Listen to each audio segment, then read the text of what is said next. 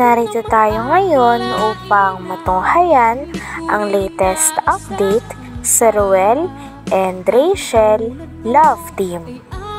Sa pagpapatuloy ng ating istorya ay natapos na nga ang interview ni Kalinga Prab kay Kuya Ruel and Miss Rachel.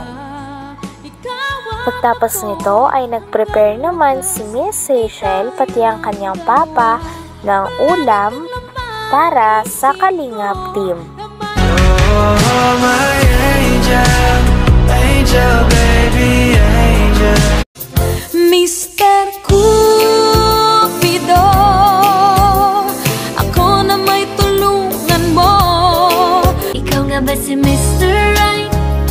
Ikaw nga ba love of my life?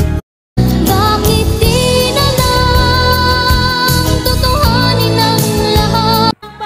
Pagtapos naman kumain ng Kalingap Team, especially ni Kalinga Prab, ay lumapit naman sila sa papa ni Miss Rachel sapagkat balak daw nilang kausapin ito ni Kuya Ruel nang sa ganon ay malinaw na kung sasama ba sila papunta sa Davao.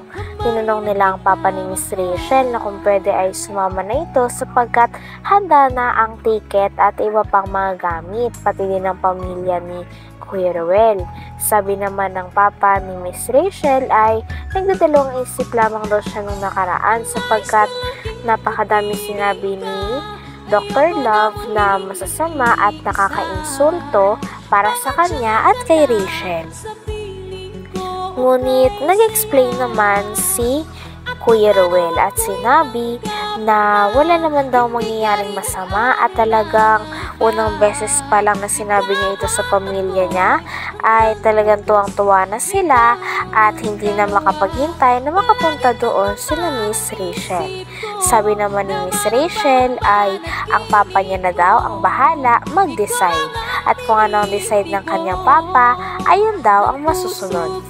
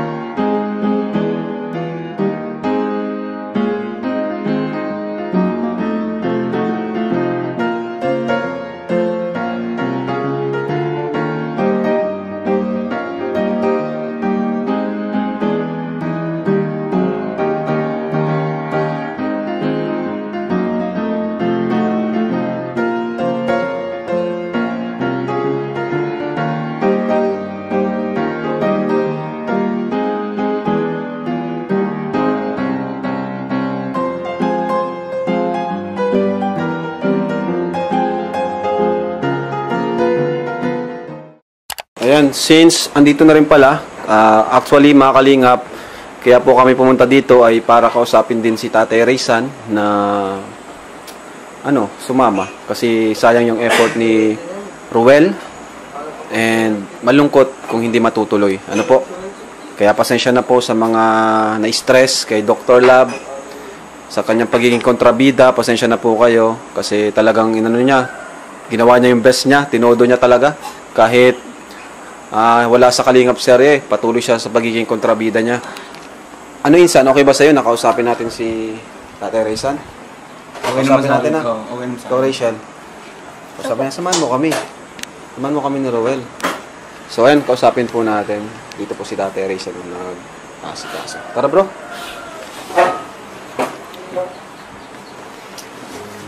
So ayan, pinagluto tayo nila Tatay Raysan. Tatay, salamat tayo. Daming hugasan, mambira. Papagugasin ko dito si Arjun mamaya. Joke lang po. Salamat tayo sa adobo, napakasarap.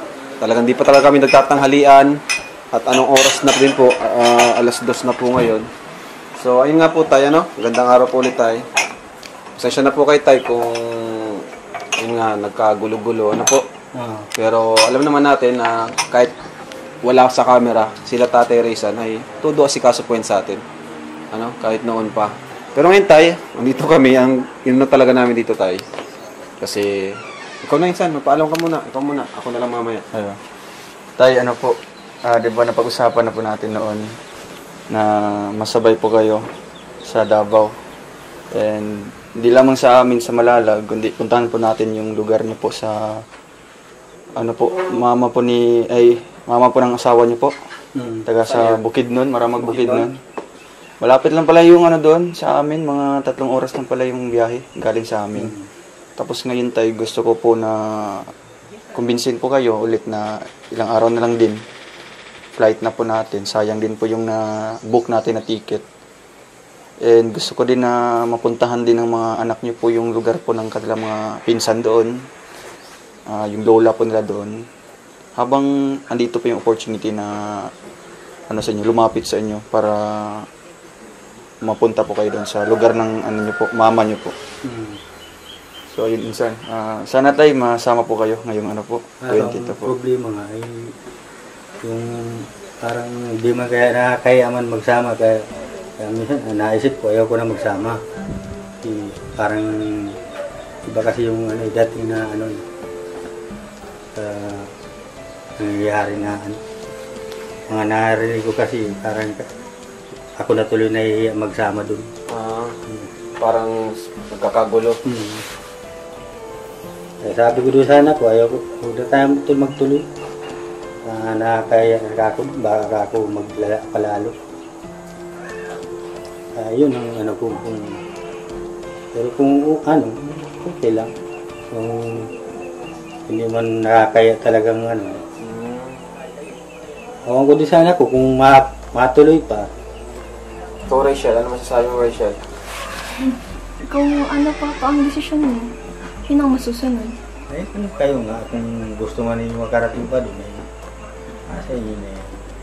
Para, sa akin, naiiya na ako para, ano lang, hindi na yung, ano ba, para walang hassle na kung ano. Kahit bagay yung may na, kami lang labas na kung ano-ano. Para walang gulo, ganun. So, talagang naiiya. Pero kung okay, di, matuloy tayo kung walang, ano. Basta iniisip ko man lang lagi kayo kung para makita natin. Ibig sabihin tayo, parang naepektuhan ka rin dun sa sinabi ni Dr. Love. Parang gano'n na din na kasi parang nakakalungkot din kasi ang hirap din mo para Panood. Kasi naapektuhan kayo tayo. Kaya anak ko kung gusto nyo, matuloy tayo. Kung ayaw naman ninyo, hindi na din tayo matuloy. Ikaw na nga magsabi. Kami namang tinutulungan man lang kami ng kalingap. Kaya ano ko naman dyan, wala naman akong basta iniisip ko yung tinutulungan lang kami.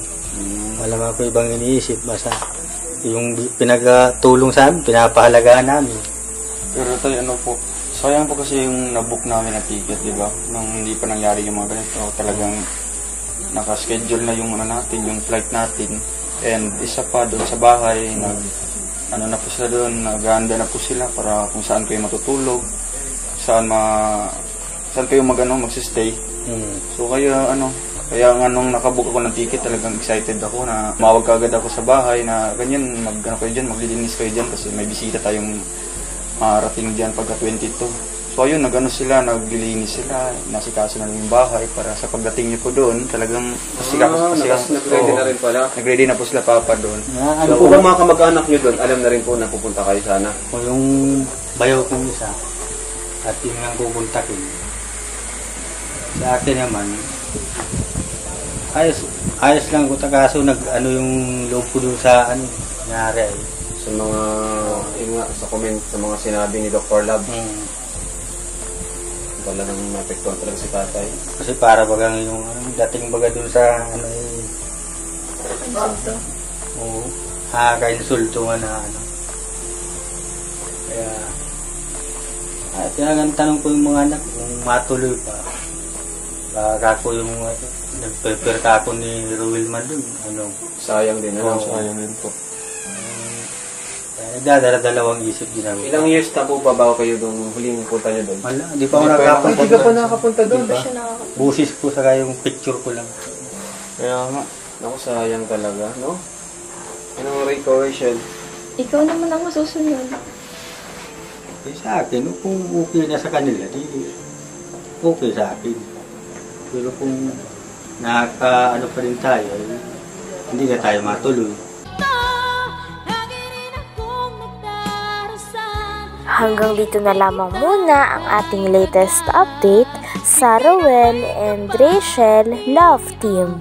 Maraming salamat sa inyong panonood. Bye!